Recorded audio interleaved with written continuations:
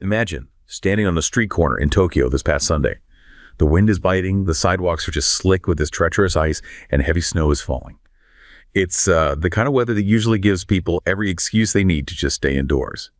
But instead, you see these lines at the polling stations, and they're surprisingly long. You have voters determinedly, trudging through all the slush. Among them is a 20-year-old student, Hikari Tamagawa. And she isn't there for the usual dry, bureaucratic promises of the old guard. She's there because of a woman who has completely, utterly shattered the traditional image of Japanese leadership. She speaks so directly, Hikari says, and she notes this spark of energy in a political landscape that has felt just stagnant for decades. That woman is Sane Takaichi, Japan's first female prime minister, and she has just pulled off one of the biggest political gambles in modern history. Only 110 days into her term, Takaichi did something that, well, many people called reckless. She called a snap election. She admitted she felt uneasy governing without a fresh mandate, effectively putting her entire career on the line. As the results began to flicker across the screens at 1 a.m. on Monday, the magnitude of that gamble became crystal clear. It wasn't just a win, it was a landslide. Her party didn't just hold on, they seized an absolute majority, clearing the path for a radical nationalist agenda that Japan really hasn't seen since the end of the war. But here is where the tension really tightens. While Takaichi's supporters are celebrating what they call a deep-down satisfaction of finally having a leader who will hit back, the world outside is reacting with some pretty sharp friction. In Beijing, the tone is icy. Because of Takaichi's outspoken support for Taiwan, China has already begun a series of punishing retaliatory measures, cutting off seafood imports, throttling tourism, and restricting critical minerals. The domestic euphoria is undeniable. It's fueled by a Japan-first energy that sort of mirrors movements we've seen in the West. Yet, as the snow settles in Tokyo, a heavy question hangs over this victory. Has Takaichi gained the power to finally fix Japan's economy and defense? Or has she just handed herself a mandate to walk straight into a geopolitical storm that no amount of domestic support can quiet? The snow, the voters, and that feeling of a much, much bigger storm on the horizon. And honestly, that question you just posed, that's exactly what we need to wrestle with today, because we're not just looking at election results. This feels like a genuine pivot point. A pivot point might even be we are talking about what feels like a fundamental rewiring of the world's third largest economy. And a key, maybe the key, security player in Asia. I've been digging through diplomatic cables and financial analysis all morning, and the sense I get is that the old Japan, the quiet, consensus-building, checkbook diplomacy Japan, it feels like it might have just died in that voting booth. It's certainly on life support, if it's not already dead. Seismic shift. We need to understand what this landslide actually means for the escalating crisis with China, which seems to be getting hotter by the day. But we also have to look at the domestic side. The death of Japan's long-standing diplomatic strategy, this rise of a new economic experiment they're calling Sanonomics, and this really strange sociological shift where young people are just flocking to a nationalist agenda. Right. And just so you know where we're getting this from, I've got a stack of analysis in front of me. Yeah. I'm looking at some really heavy financial reports from Allianz and Fidelity on the market reactions. I've got election data from Asia Times and some fascinating on-the-ground reporting from the Guardian Taipei Times about the voters themselves. We're going to try and triangulate all of it, the military, the money, and the people, to figure out just where Japan is heading. And I think we have to start with the most immediate danger, that geopolitical storm you mentioned. Because while voters in Tokyo were celebrating, the situation in the waters around Japan was getting incredibly tense. I saw this anecdote and it really stuck with me. Imagine a middle-aged officer in the Japan Maritime Self-Defense Force. He's stationed on a destroyer, patrolling the choppy waters near the Yonaguni Islands. For 20 years, he has lived within the rigid constraints of Article 9, this shield that he said often felt more like a blindfold, especially in such an increasingly volatile neighborhood. And I heard that when the news of Takaichi's landslide victory reached the fleet, the whole atmosphere just shifted. It went from, cautious restraint to this heavy sense of purpose. He looks across the horizon toward the Taiwan Strait, knowing that for the first time in the post-war era, his orders might soon evolve from observe and report to deter and defend. That's a huge psychological shift. The weight of this new mandate to revise the Constitution, it isn't just a legal change for him. It's the end of a long, pacifist winter. He feels a mixture of relief, but also this chilling realization that the strategic balance is no longer some theoretical exercise in a Tokyo office. It's a reality he carries on his shoulders every single time a foreign vessel enters the contiguous zone. And when you look at it from his perspective, you can almost understand the relief, but from the outside, it's terrifying. Exactly. As a news commentator, it's impossible to ignore the gravity of this shift. While the move toward a normal military status, it resonates with those who feel Japan has been unfairly shackled, we have to acknowledge the anxiety this causes. Not just in Beijing, but among the older generation of Japanese pacifists, too. From a diplomatic standpoint, Takaichi's hawkish stance provides a clear deterrent, yet I worry that the line between defense and escalation is becoming dangerously thin. We are witnessing the dismantling of a decades-old identity, and while it empowers the nation's security, it also forces us into a high-stakes geopolitical poker game where the Taiwan Strait is the pot. That analogy of the pacifist winter ending is really powerful, and I think it captures the mood accurately. But I want to challenge the idea that this just happened in a vacuum. This storm, it has a specific spark, a catalyst. The friction with China didn't just appear out of nowhere. It was ignited by some very specific words. Right, you're talking about the whole dirty neck incident. Well, that was the reaction. The catalyst was Prime Minister Takaichi's own remarks in the Diet back in November of 2025. It happened during a budget committee meeting, of all things. She was asked a hypothetical question about a Chinese blockade of Taiwan. Now, usually Japanese prime ministers dance around this. They use vague language, we will monitor the situation closely, that sort of thing. But Takaichi, she was blunt. She just went for it. She did. She stated very clearly that if China were to blockade Taiwan, it could constitute a survival-threatening situation for Japan. Okay, let's stop right there and really double-click on that phrase, survival-threatening situation. To you or me or anyone listening, that just sounds like a very intense description, like saying, this is a really, really bad situation. But in the context of Japanese law, those specific words, they're a legal trigger, aren't they?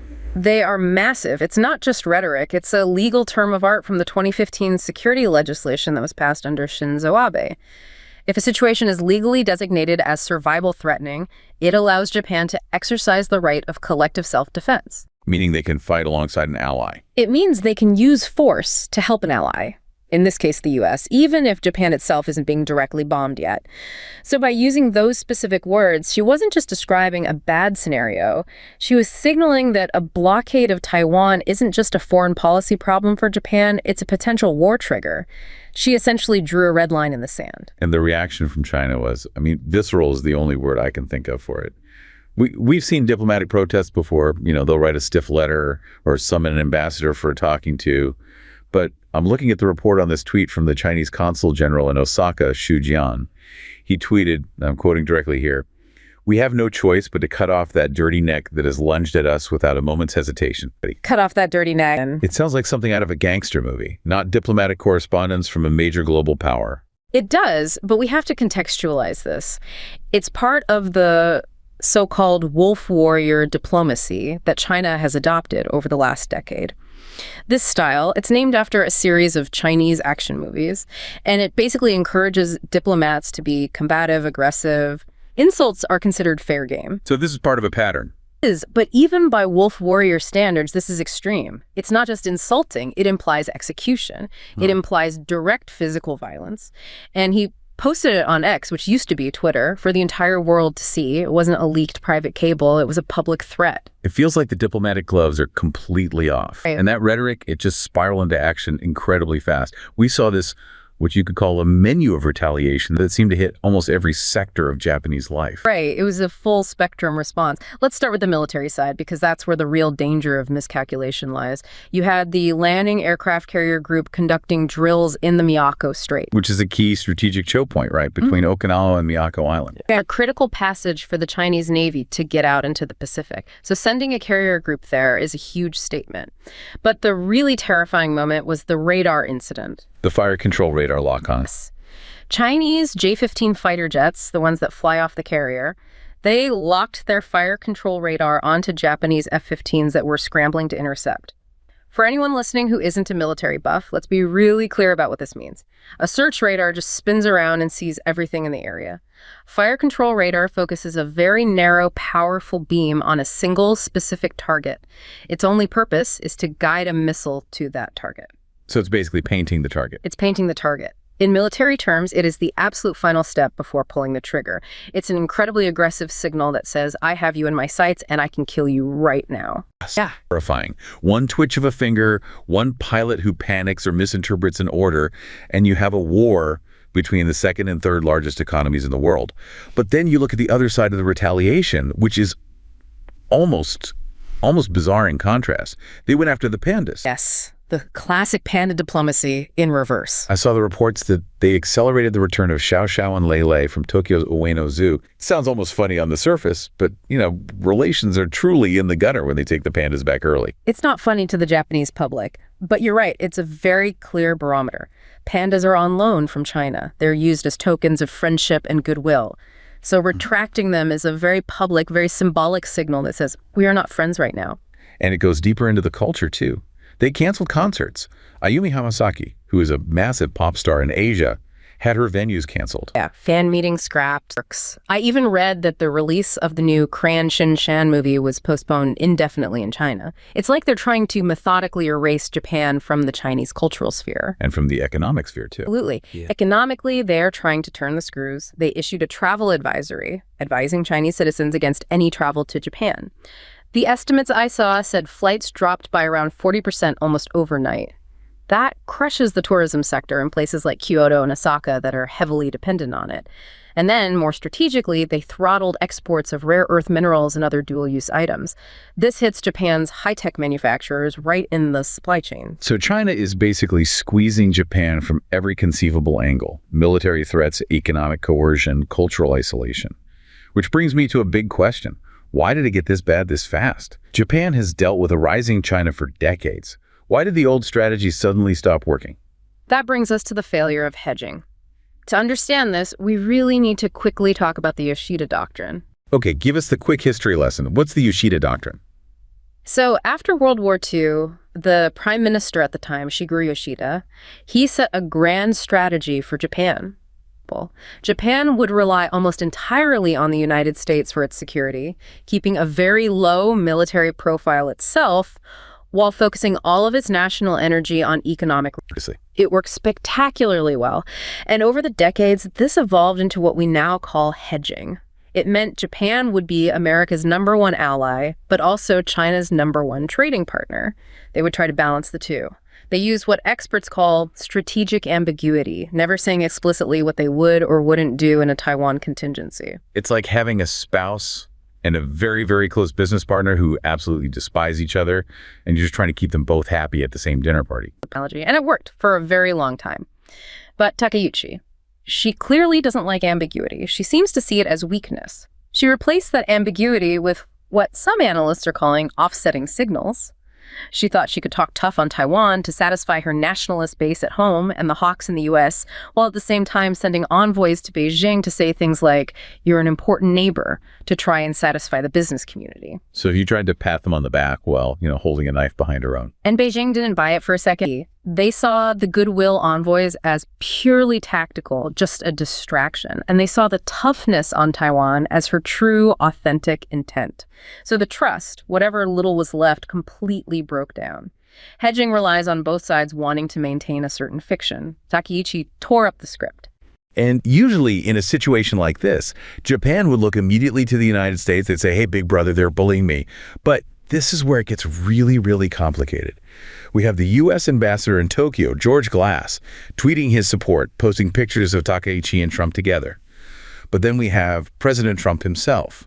The Trump factor is the ultimate wild card here, isn't it? While his ambassador is being very rah-rah for the alliance, the reports I'm seeing suggest that in a private phone call with Takaichi, President Trump actually told her not to escalate. Wait, really? The U.S. president is telling the Japanese hawk to cool it. Backwards. It fits his profile, though, doesn't it? Donald Trump is, above all, transactional. He sees everything as a deal. He's currently in the middle of negotiating new trade deals with China. He doesn't necessarily want a war over Taiwan interrupting his negotiations or, more importantly, crashing the stock markets before an election.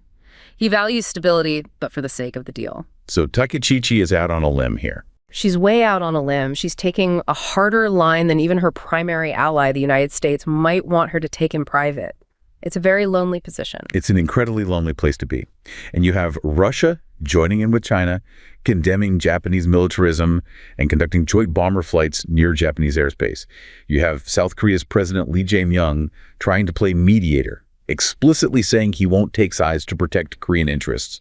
Japan looks increasingly isolated in its own neighborhood. And yet, she won 316 seats in the lower house. That's an absolute supermajority. So despite the pandas leaving, the tourists vanishing, and Chinese jets locking radar on Japanese planes, the Japanese public gave her a massive thumbs up. They gave her the keys to the kingdom. With 316 seats, her party, the LDP, has a supermajority all by itself. She doesn't need any coalition partners. She has the numbers to initiate a revision of Article 9, the pacifist clause of the Constitution, without needing to build any consensus. This victory takes all that survival-threatening rhetoric and gives her the legislative power to turn it into concrete military posture. Which brings us right back to that JMSDF officer on the destroyer off Yonaguni. His reality is fundamentally changing. The blindfold of Article 9 is coming off. But here's the thing about these massive military buildups. They're expensive. Tanks, missiles, destroyers, F-35s, they cost a fortune. And, well, Japan isn't exactly flush with cash, is it? No. In fact, Japan has the most public debt of any country in the developed world by a long shot. Which leads us directly to the second pillar of this crisis. It's not just a geopolitical gamble, it's an economic one. And this one might be even riskier. I saw a story online about a third-generation owner of a small precision tooling factory in Higashi, Osaka. He's a man who's struggling to keep the lights on as energy costs soar and the yen's volatility just eats away at his margins. For years, for decades really, he felt abandoned by the stagnant policies of the past. So try to imagine his reaction when he hears about Takaichi's plan for radical government expenditure, a flood of stimulus designed to drown out deflation once and for all. To him, this isn't fiscal irresponsibility, it's a lifeline. It's hope. It's hope.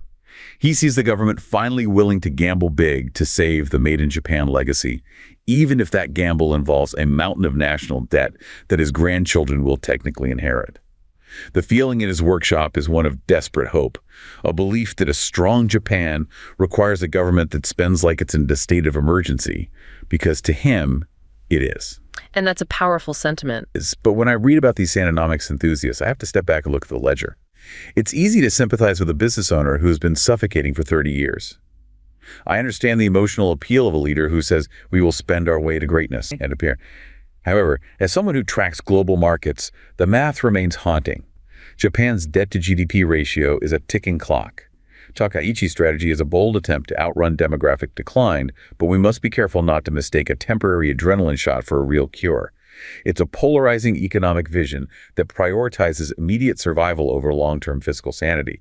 And while the human side of me wants that factory to thrive, the analytical side fears the eventual market correction. That phrase you used, desperate hope, really resonates because you have to understand, for that factory owner and for millions of other Japanese, the last 30 years have been a slow, grinding suffocation. They call it the lost decades for a very good reason. Right. Wages have been flat for forever.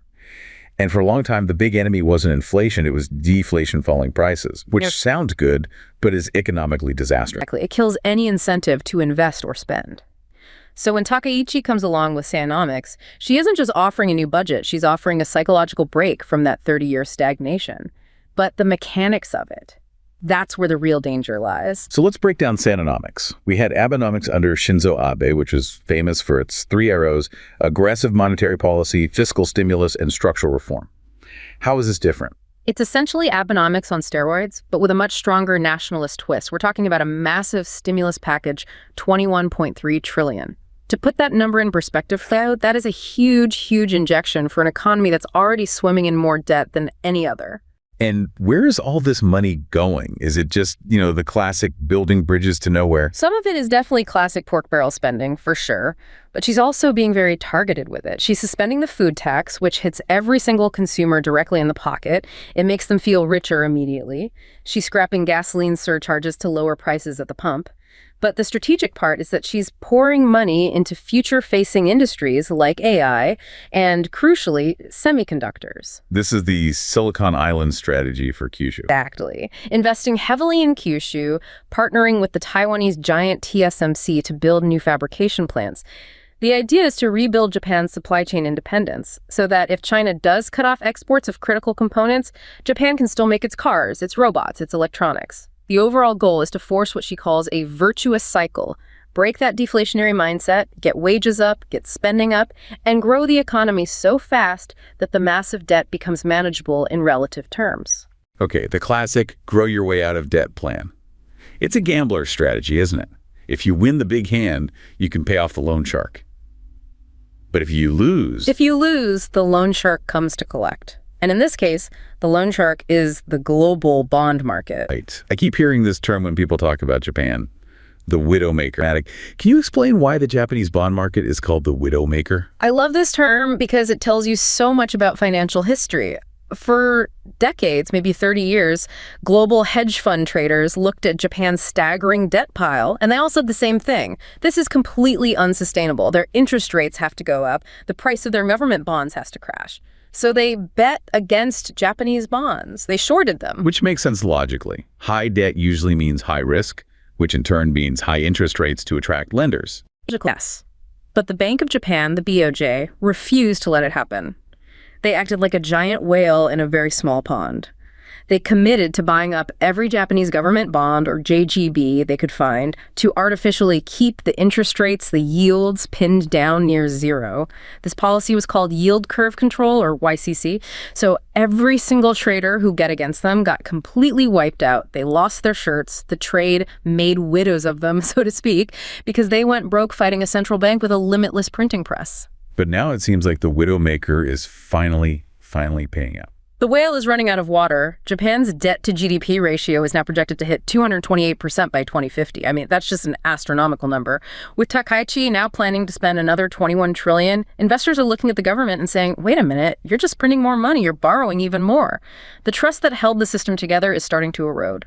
So they're finally selling the bonds. They are selling. And when people sell bonds en masse, the price goes down and the yield, which is the interest rate the government has to pay to borrow new money, spikes. We've already seen 40-year Japanese government bonds hit yields over 4%. For Japan, that is a seismic shift.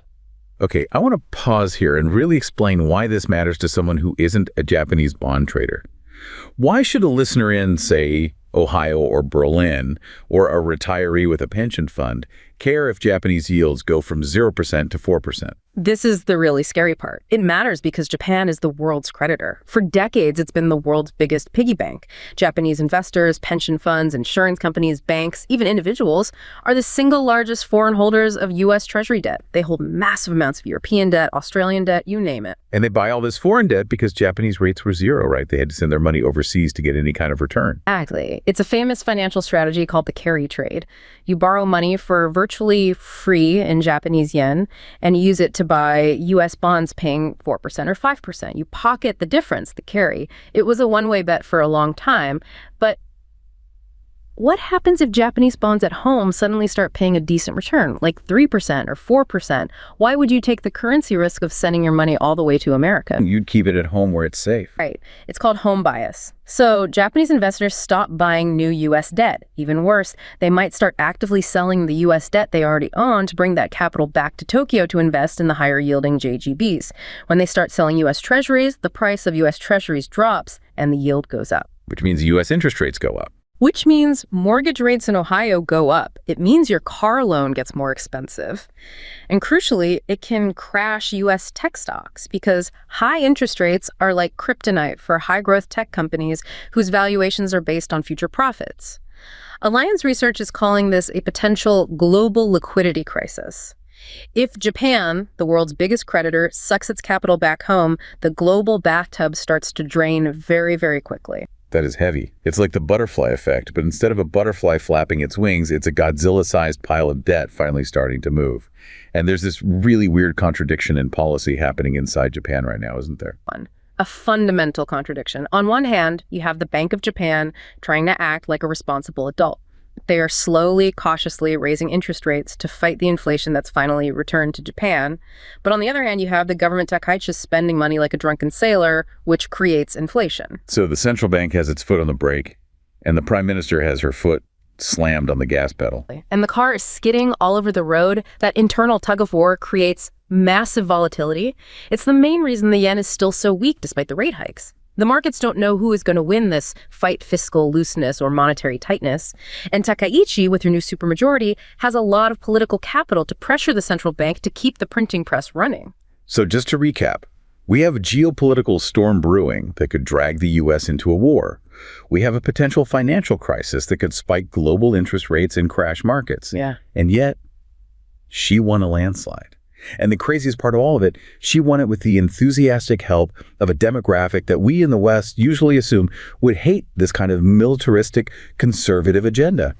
Young people. This is the sociological puzzle that I find the most fascinating part of this whole story. If you look at the West, the US, the UK, France, young voters are usually almost automatically pulling to the left. They care about climate change, social justice, internationalism, diversity. But in Japan, the youth vote has swung hard to the right. There is this viral video that's been circulating of a 23-year-old university student in Tokyo. He's a member of the generation that has only ever known a shrinking, stagnant Japan.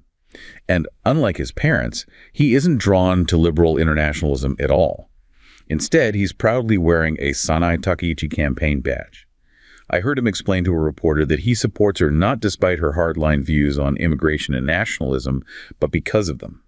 He feels that for too long, Japan has apologized for its own existence while its birth rate plummeted and its young people lost their sense of pride. To him, Takaichi represents a cool, unapologetic strength, a female leader who doesn't fit the old man mold of the LDP, but who promises a future where being Japanese means something exclusive and powerful again. He isn't worried about the geopolitical implications. He's worried about feeling like a second-class citizen in his own future. That's an incredible quote. Well, watching the rise of this youth conservatism is one of the most complex trends I've covered. It's tempting to just label it as radicalization. But we have to understand the sociological vacuum these young people are living in. They're searching for an identity in a world that feels increasingly fragmented and uncertain. And while I can empathize with their desire for national pride and a solution to the birth rate crisis, the move toward exclusionary rhetoric and strict immigration policy is a double-edged sword. As a journalist, I see the human need for belonging, but I must also caution that nationalism, when it's used as a demographic tool, can often lead to isolation, not strength. Takaichi has tapped into a genuine youthful energy, but the challenge will be ensuring this energy builds a future that is resilient rather than just defensive. That phrase the student used describing her as cool and unapologetic, that is the key. You have to realize that for a 20-year-old in Japan today, liberalism or the opposition parties are associated with one thing: failure. Failure. How so? They associate the liberal opposition with the lost decades. They see them as the parties of complaining, of weakness, of constantly apologizing, as that student said. The LDP, and specifically Takaichi's nationalist faction, have successfully branded themselves as the party of winners, the party of strength. And they treat her like a rock star. Yes, they have a name for it, Sanakatsu. Right, which is a play on the term oshikatsu. Oshikatsu is the word for fan activities, like when you devotedly support a K-pop idol or an anime character. You buy the merchandise, you go to all the events, you defend them online. They're applying that idol worship framework to a politician. I saw that video of her playing the drums. Yes, to BTS's song Dynamite, of all things. Which is just wildly ironic, isn't it? Considering the historical tensions between Japan and Korea and her own hardline nationalist stance. Yeah. But there she is, bashing the drums alongside South Korean President Lee. It's brilliant political marketing. It makes her seem modern, human, accessible. It's a viral clip. But we can't let the drumming distract us from the actual policy. Because beneath the K-pop covers, she is deeply, deeply socially conservative. She opposes separate surnames for married couples, which is a huge issue for feminists in Japan. She's on the record opposing same-sex marriage. These are things that in the West would usually turn young voters off almost instantly. Yet some polls show her with 90% approval among 18 to 29-year-olds. How does that math even work? Is it just the vibes, the coolness factor, or is there a concrete policy reason they're backing her? It's economic survival. The analysis I've read in The Guardian and Asia Times points very clearly to this. Young people in Japan feel absolutely crushed by what's known as the silver democracy. Silver democracy. A democracy that is run by the old, for the benefit of the old. Japan has one of the most rapidly aging populations on Earth. Politicians for decades have catered almost exclusively to the elderly because that's the biggest and most reliable voting bloc. They protect pensions, they keep healthcare cheap for seniors. But they tax the young workers into oblivion to pay for it all. The Social Security burden on a 25-year-old Japanese worker is just crushing. So Takaichi comes in and says, what? What's her message to them? She says, I see you. She's the first one who seems to be speaking directly to them. She promises tax cuts. She talks constantly about increasing their take-home pay. And she frames herself as an outsider to the old boys club of hereditary politics, even though she's a veteran politician herself. She sells them a narrative of meritocracy. Her story is, I worked my way up as a woman in a man's world, and I'll create a system that helps you do the same. That is a very potent message. But there's a darker side to this Japan first sentiment too, isn't there? The student you quoted, he specifically mentioned nationalism. Yes. The liberal opposition, the Constitutional Democratic Party, or CDP, they completely collapsed in this election. Takaichi didn't just win, she absorbed all the energy from the far-right parties, like the Sanseido Party. These are the hardcore, anti-globalist, anti-immigration groups. The ones who constantly talk about Japan disappearing. Exactly. That demographic crisis, the falling birth rate, it creates a genuine existential dread. Will there even be a Japan in 50 years? Will my culture vanish? Takaichi's nationalism acts as a powerful psychological buffer against that fear. She tells them, we will protect our unique culture. We won't just let everyone in and become like everywhere else. And I'm looking at the demographic charts again. Japan's population is shrinking by the equivalent of a mid-sized city every single year. They have a massive, crippling labor shortage. In construction, in nursing, in retail, they are desperate for workers. Desperate. So if she shuts the door on immigration to please the nationalists, doesn't she completely tank the very economy she's trying to save with Sanonomics? You can't build all those new chip factories if you don't have any workers to build the walls or run the machines. That is the trap. That is the fundamental, glaring contradiction at the very heart of her entire platform. You simply cannot have the kind of economic growth she is promising without more labor. And you cannot get more labor without more immigration, which her nationalist base fiercely opposes. She's riding a tiger. She's using this nationalist rhetoric to gain and hold on to power, but the very policies required to fix the economy might require her to open the country up, which would be seen as a total betrayal by her most ardent supporters. It feels like an incredibly delicate, maybe even impossible balancing act. So let's try to pull all these threads together, because it's a lot to take in. We have a newly militarized foreign policy that is actively provoking a superpower next door and risking a hot war over Taiwan. We have a high-stakes economic gamble that involves massive debt spending, which risks blowing up the global bond market and triggering a liquidity crisis. And we have a deep sociological shift that is empowering a nationalist youth movement that is, for the first time, rejecting globalism and embracing a kind of defiant isolation. It's a house of cards, a very tall, very impressive-looking house of cards at the moment. Takaichi has brilliantly synthesized these three distinct forces into one massive electoral victory. But they are all dangerously interconnected. You can't have the military buildup without the massive spending. You can't get away with the spending without broad public support. And you can't maintain that public support if the economy crashes or when it actually starts. She has bet everything: her career, the Japanese economy, the post-war constitution, and the peace of the entire region. And right now, at this moment, she's winning the bet at home. The snow is falling in Tokyo, the people voted for her, and she has her mandate. But the dealer in this game is in Beijing, and the bank is the global bond market. And neither of them has folded their hand yet. This landslide victory proves one thing for sure. Japan has tired of being the quiet, stagnant, predictable power of Asia. They've chosen a path of noise, of risk, and of assertion. But in a world of fragile alliances and economic tripwires, the question isn't just whether Takaichi can lead Japan back to greatness. It's whether the global system can handle the Japan that finally decides to put itself first.